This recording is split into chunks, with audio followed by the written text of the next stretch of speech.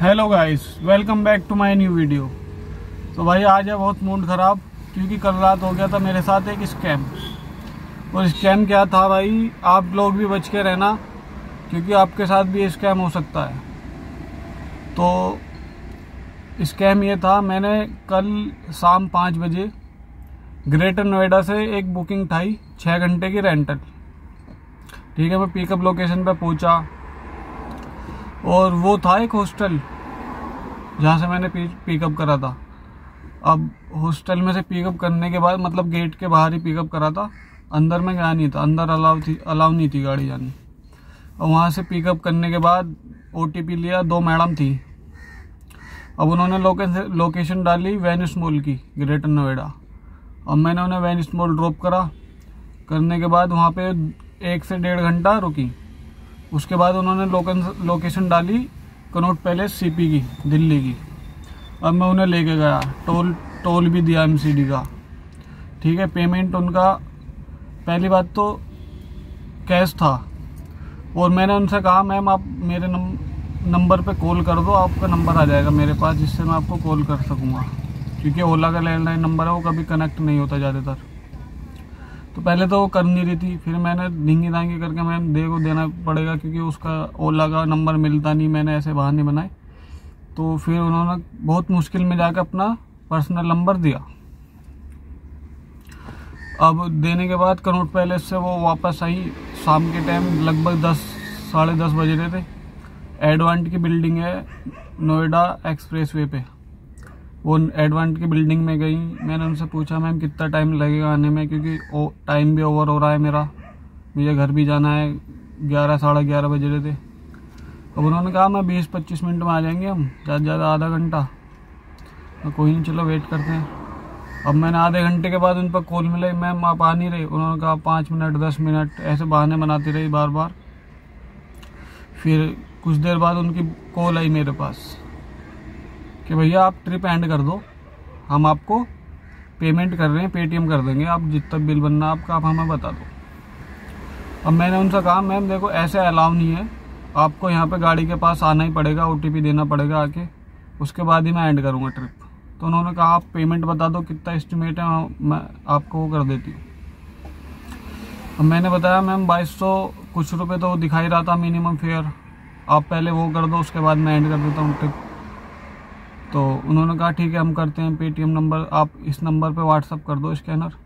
उन्होंने नंबर दिया, वो नंबर भी किसी गलत बंदे का नंबर दे दिया, मतलब अपना नंबर नहीं दिया, व्हाट्सअप नंबर। मैंने उस पर व्हाट्सअप करा कि इस नंबर पे पेटीएम कर दो। उसने कहा कि भाई कौन बोल रहे हो आप, किस चीज़ के पैसे चाहिए। तो वो भी गलत नंबर दिया उन्होंने। अब मैंने दोबारा फ़ोन करा, मैम ऐसे ऐसे आपने नंबर दिया गलत। तो कहती नहीं भैया हमने सही नंबर दिया, मैं आपको कॉल करती हूँ उस नंबर से। ओके ठीक है। वेट करते करते 20 मिनट गुजर गई, कोई कॉल नहीं आई उधर से। फिर मैंने इधर से कॉल करी तो नंबर गया व्यस्त, मतलब ब्लैक लिस्ट में हो गया वो। बार बार मैं कॉल मिला रहा, व्यस्त बता रहा। मैं कहा चलो कहीं बिजी चल रहे होंगे। अब मैंने दूसरे नंबर से अपना कॉल करी तो उससे घंटी चली गई एकदम। उन्होंने उठाई, मैं कहा मैम आपने मेरा नंबर ब्लैक लिस्ट में डाल दिया। नहीं भैया मैंने तो नहीं डाला। मगर तो आप पेटीएम करो जो भी है पैसे, मैं नंबर बता रहा हूँ। तो इतना कह के उसने फ़ोन काट दिया। फिर मैंने दोबारा कॉल मिलाई, वो व्यस्त जाने लग गया। फिर मैंने वहाँ आसपास के बंदों से मिलवाए कॉल, उसने नहीं उठाई। एक बार उठा रही थी, दूसरी बार ब्लैक लिस्ट में सीधा। अब मैंने सिचुएशन को देखते हुए मैं कहा यार देखो हो गया, दिखा है फ्रॉड। अब मैंने ओला पे कॉल मिलाई, ओला कस्टमर केयर पे कि ऐसे ऐसे सिचुएशन है, कस्टमर पैसे नहीं दे रहा, चला गया, नहीं आ रहा है, मना कर रहा। तो उन्होंने कहा हम कॉल मिला के देखते हैं। तो उसने कॉल मिलाई, उनका भी नंबर नहीं उठाया उन्होंने, कस्टमर ने।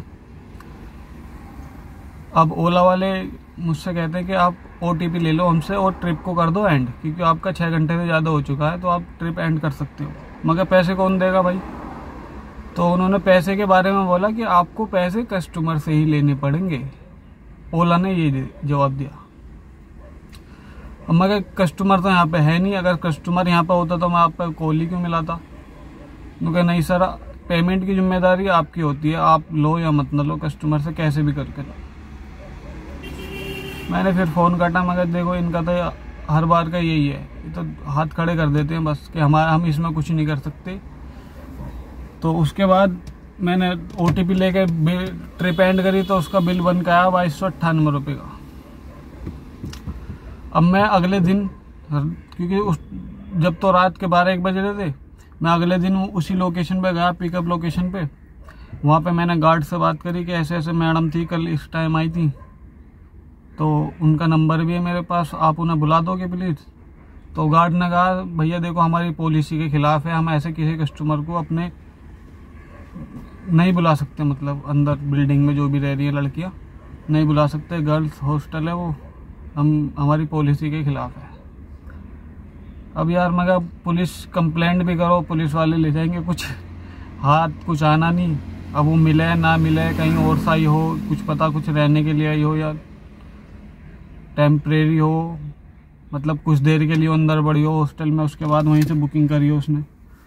मैं कहा चलो छोड़ो भाई, स्कैम तो हो ही गया। लेकिन अभी इस स्कैम से बचने का एक तरीका है, मेरे साथ जो हुआ वो हुआ।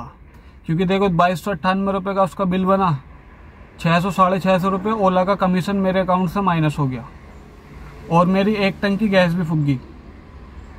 तो मेरा 600 रुपये की गैस फूकी, 700 रुपये का ओला का कमीशन हो गया, तो कुल मिलाकर 1200 रुपये मैं माइनस में पहुंच गया, और मैं 8-9 घंटे गाड़ी चलाई। ठीक है, ओला वाले इसमें कोई हेल्प नहीं कर सकते तुम्हारी, चाहे कस्टमर तुम्हारी जान ले ले, तुम्हें मार कर डाल दे, कुछ भी कर दे, ओला वाले कुछ एक्शन नहीं लेंगे इसके खिलाफ।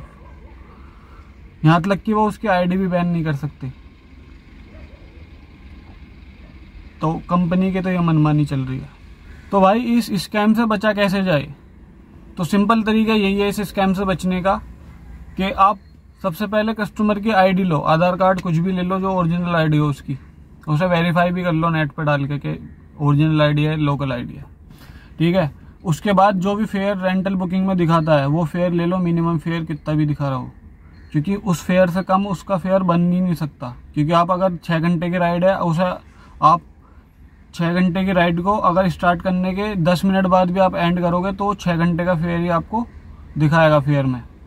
कस्टमर को 6 घंटे का फेयर ही देना पड़ेगा 10 मिनट की राइड में भी, क्योंकि वो पैकेज होता है रेंटल बुकिंग का। तो अगर कस्टमर इस शर्त पे राजी होता है, बैठता है तो ठीक है, नहीं बैठता तो भाई देखो माइनस में जाने से अच्छा है आप 0 पे रहो।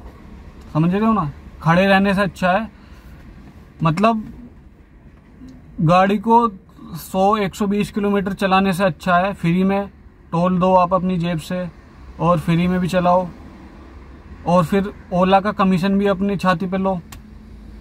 तो माइनस होने से अच्छा है आप 0 पे रहो तो अच्छा है। समझ रहे हो ना, आपका अकाउंट 0 पे है वो बेहतर है माइनस में होने से। क्योंकि ओला को तो कुछ मतलब नहीं, कस्टमर ने पैसे दिए नहीं दिए, उसे अपने कमीशन चार्ज करने से मतलब हमसे वो कमीशन लेगा ही लेगा 600-700 रुपये का, जो भी उसका बुकिंग का बनता है ना 6 घंटे की राइड का, तो वो लेगा ही लेगा। मेरे से उसने 6 घंटे का 600-700 रुपये कमीशन लिया। अब उसमें मैंने 100 रुपये के टोल भी दे दिए, उधर यूपी का टोल भी कटवाया मैंने 120 रुपये का। अब देखो मैं कितने माइनस में पहुंच गया। मैंने गैस भी डलवाई अपने पैसों की, कस्टमर ने कुछ नहीं दिया, लेकिन ओला ने जब भी मेरे ऊपर चार्ज कर दिया। हालांकि अगर उसे सिचुएशन ये लग रही है कि कस्टमर को पैसे नहीं दिए कस्टमर ने पैसे ड्राइवर को, तो अपना कमीशन भी तो चार्ज करना बंद कर सकता है कि हाँ भाई चलो इस राइड पर हम आपका कमीशन नहीं ले रहे। लेकिन नहीं, उसे कोई मतलब नहीं, ड्राइवर मर रहा हो या कस्टमर मर रहा हो, कुछ भी कर रहा सही, उसे अपने कमीशन से मतलब बस। तो भाई हम लोगों को सतर्क होना पड़ेगा ऐसी बुकिंगों से, क्योंकि हर कोई तो ऐसा होता नहीं कि हाँ फ्रॉड ही निकलेगा। लेकिन आपको जहाँ डाउट लग रहा है कि हाँ भाई ये लोकेशन ऐसी है कि फ्रॉड कर सकता है बंदा, कोई सोसाइटी में से आ रहा है, आप सोसाइटी में घुसोगे तो पहले फ्लैट नंबर पूछोगे, टावर नंबर पूछोगे, जब जाके वो एंटर होगा तो उससे आप कस्टमर को दोबारा पकड़ भी सकते हो कि हाँ भाई इसका फ्लैट नंबर ये था, टावर नंबर ये था, तो आप जाके सब पकड़ सकते हो। लेकिन कभी अगर अनजान जगह से, मतलब ऐसी जगह से जहाँ तुम अब दोबारा उसे ट्रैक नहीं कर सकते, तो वहाँ से बुकिंग उठाने से पहले यही सोच लो भाई कि इससे ये चीज़ लेनी है। तो कैसी लगी आपको ये जानकारी? और फ्रॉड से बचने के लिए भाई फॉलो कर लो और वीडियो कर दो लाइक, चैनल को कर दो सब्सक्राइब और कमेंट बॉक्स में लिखो कि आपके साथ कौन कौन से फ्रॉड हुए हैं ओला में।